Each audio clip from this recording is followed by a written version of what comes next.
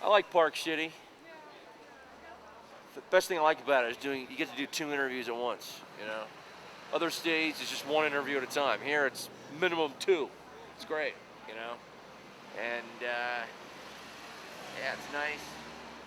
Some people get cold, but those are all the LA people. They're all wimps, you know. It gets to be 50 degrees and they're shivering, you know. Got to be tough to come to Park City.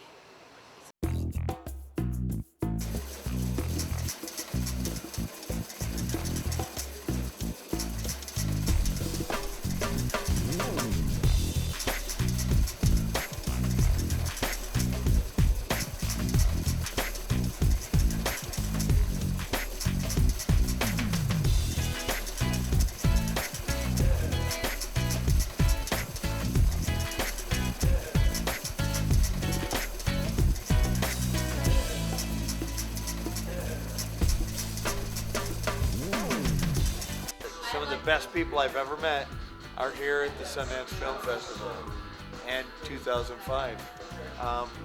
And here's to everyone in their efforts to make this happen. Did you hear that slurp? As a painter, I'm just like, I like to get my finger on like the texture of American culture because I like the fact that Sundance, has so many unseen films. It's a very kind of artistic and pure form of cinema. For me, to be at Sundance 05 is to network. It's my first time ever being here in Park City, first time ever obviously being here at Sundance, and I'm just going to be out here working it. It's Park City, Utah, like where else in Utah are we going to get like a bunch of celebrities to show up at one place? And so we get them for a week, so we should treat them right, and it's like, so they shove us in a corral and they shove them in a corral, so it's kind of like a zoo, and you're not allowed to, feed the animals or anything like that, but you can take pictures of the animals. And Sundance is such a great festival, and it means everything to every movie, and especially to us independents who work so hard to try to get here. Yeah, it's a great networking place. Great networking opportunity. Get their movie shown. There's a potential to have a casual conversation with somebody standing in line. You know what I mean? That could change your life. I'm here to support the Memphis people and hand out cards touting a new movie called Cadavra about a girl made from the parts of dead movie stars that I want to do, trying to raise money and raise consciousness. I'm a producer of a short film called Tamatu, written and directed by Taika Waititi, and his first features in development at Sundance as well. We get the actors, the directors, the DPs, everybody for the film lab. It's pretty cool. I think especially if you write your own material, there's that delight in inventing and the invention of the characters and creating the something out of nothing, the first step that is from blank page to screenplay. I think that's incredibly delightful. Yeah, Tamatu's in the short film competition. And it's about these kids in high school, based on my own experiences in high school. And this is the first time I was at Sundance. Well, we're part of a production company called Real Kids Films, where we team up teenagers and established film producers, filmmakers, to make films that will make the world a better place. And we're here to promote and build our team and just enjoy Sundance. Yeah, and show everyone that we can do it too. Strangers are being kind to us. We're getting rides. It's kind of like a variation on hitchhiking. I stand up at the Continental Breakfast at the Hojo and announce that we need a ride to Park City, and then nobody seems to look at us or say anything, and then eventually someone might come up and go, get in the car, which is as dangerous for us as it is for them, more than likely. So people respond really well to our short films, and hopefully then people will want to help us make his feature films as well. So we basically slept in a minivan for 3 days, handed out cards everywhere, and unfortunately we haven't had time to see a single movie here at Sundance this year. I directed a short film that's made it into Sundance, and it's called Motel. Short you could best describe as if Rod Serling and Gary Larson got together and made a short. So this is just really exciting because we've been working on this for 3 years, and now this, in a couple hours, it's going to be the first time that people watch it who aren't our friends, who have to say they like it. Our first screening was really terrific. People were laughing and cheering and applauding, so and I'm thrilled. I mean, that's the greatest feeling of like something that you sort of were locked up for a long time, toiling away, and always wondering, is is this going to even function when it's done?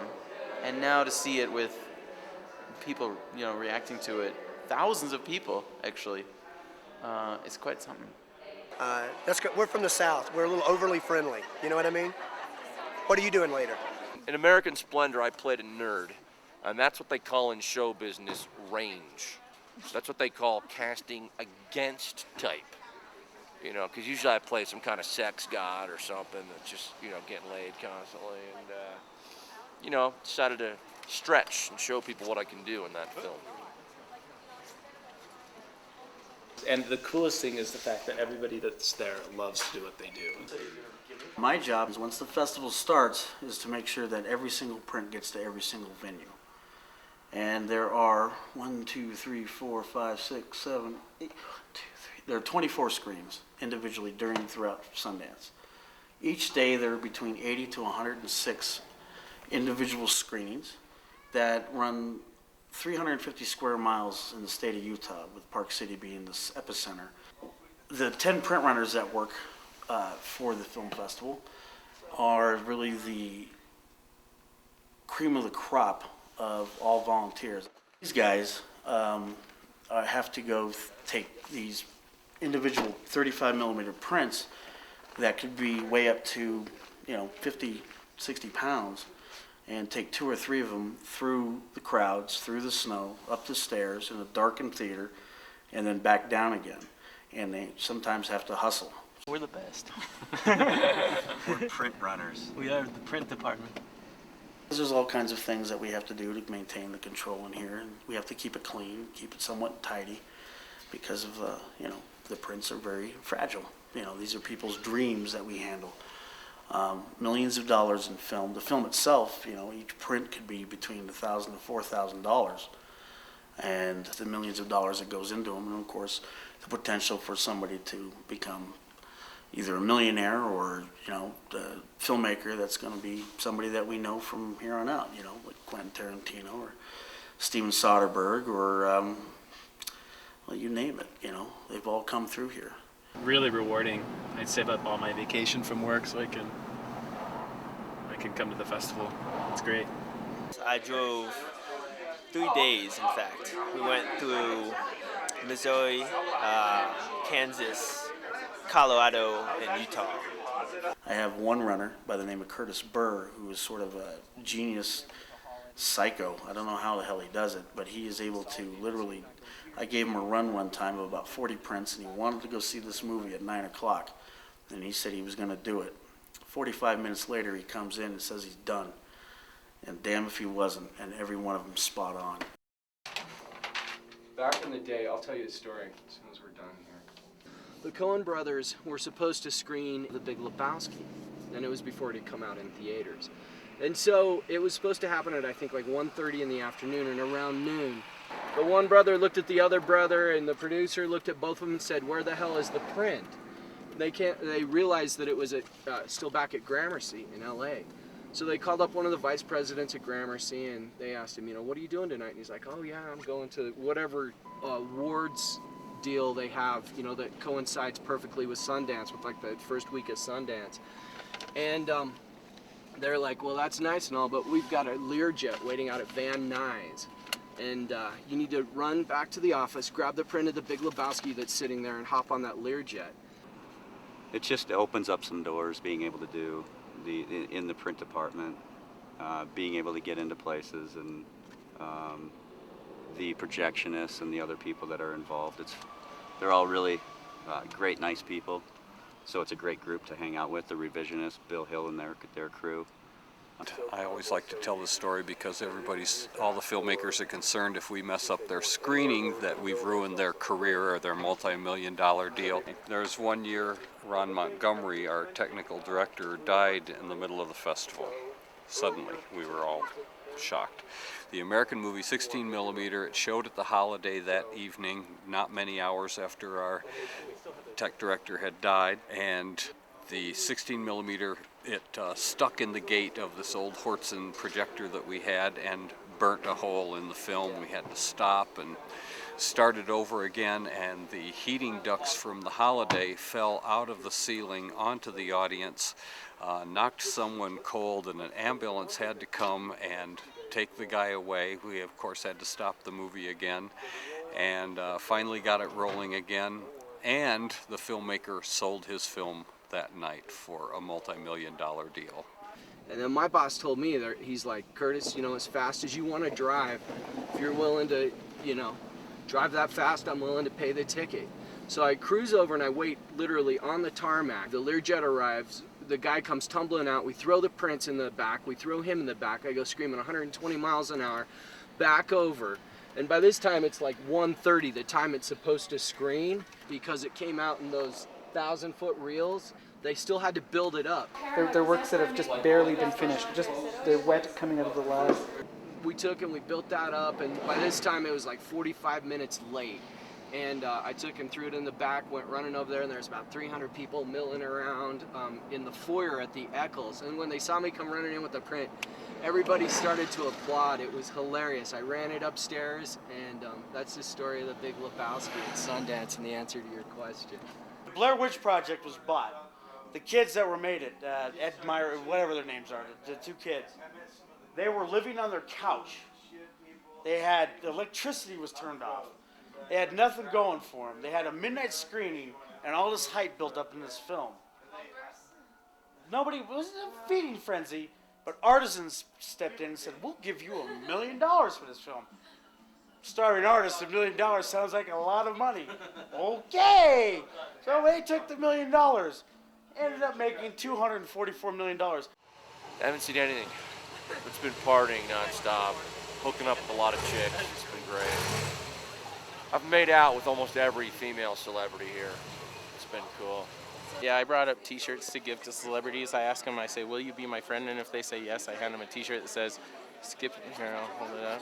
It says, Skippy is my pudgy little sexy, because I'm a little sexy, not a lot, Mormon Caucasian friend. And then on the back is my email address, which is bishopIamNotGay@hotmail.com. And I've gotten a couple of them to keep it.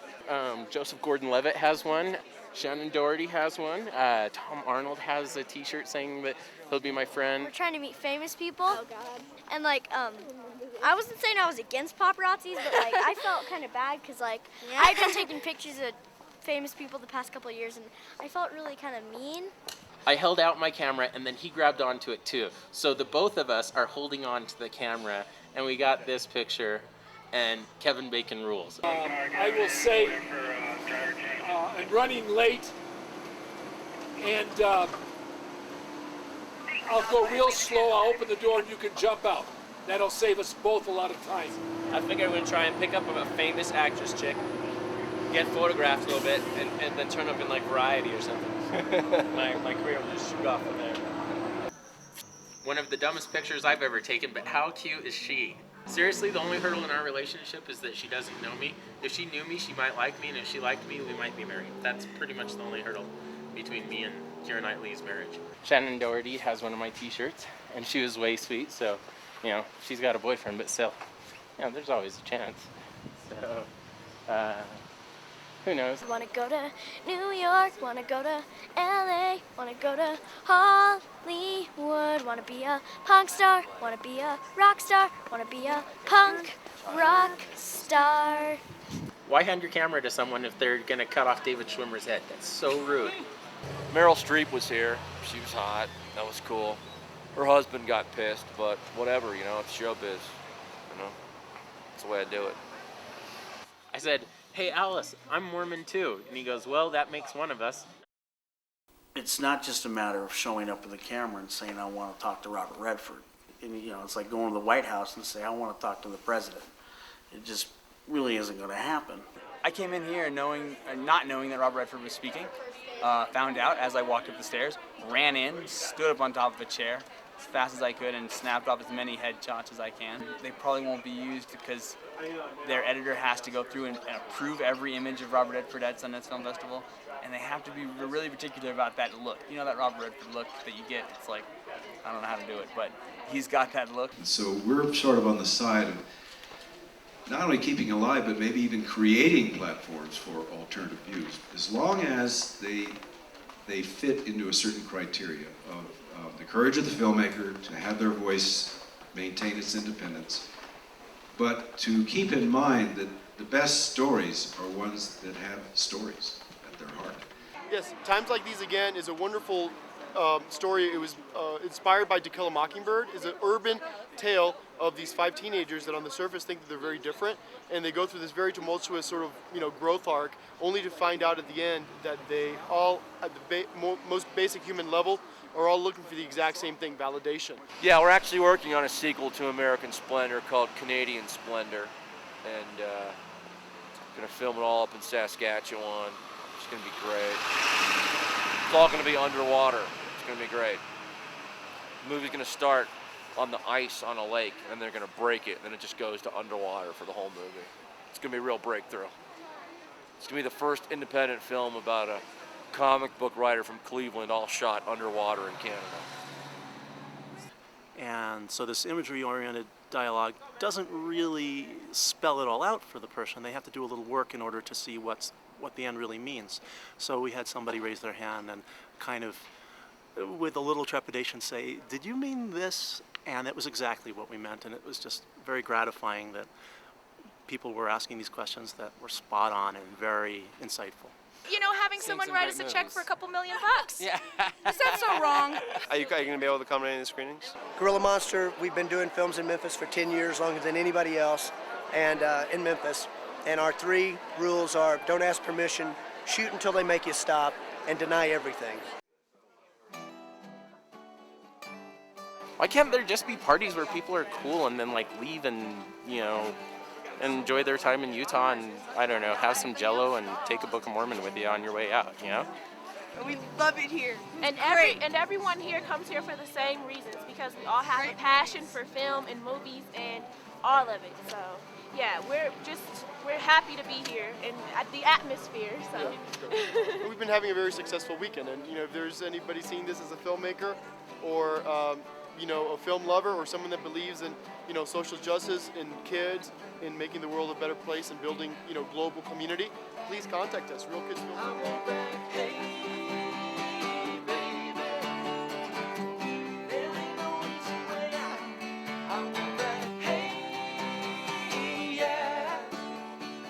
Stand my ground, and I won't back down.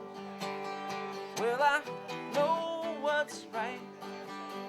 I got just one life. In a world that keeps on pushing me around, I'm gonna stand my ground, and I won't back down. I won't back down. Hey, baby. There ain't no easy way out. I won't back. Hey, yeah. Gonna stand my ground, and I won't back down.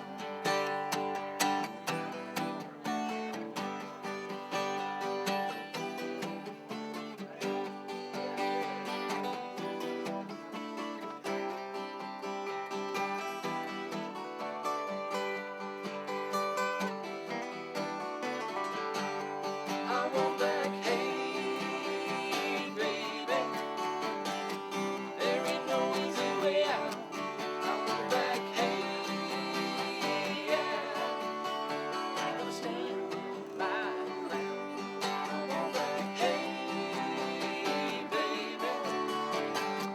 There ain't no easy way out. I won't back. Hey, yeah. My ground, and I won't back down. Oh, I won't back down.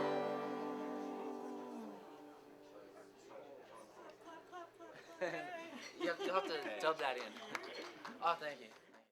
You have to read this script. It's going to make you $50, $60 million in the first week, all right? It's called Werewolf in Paris. It's beautiful. It's an artistic masterpiece. My grandma loves it. My sister loves it. My dogs love it. My turtle cannot believe I created this masterpiece. You have to read this. It will change your life.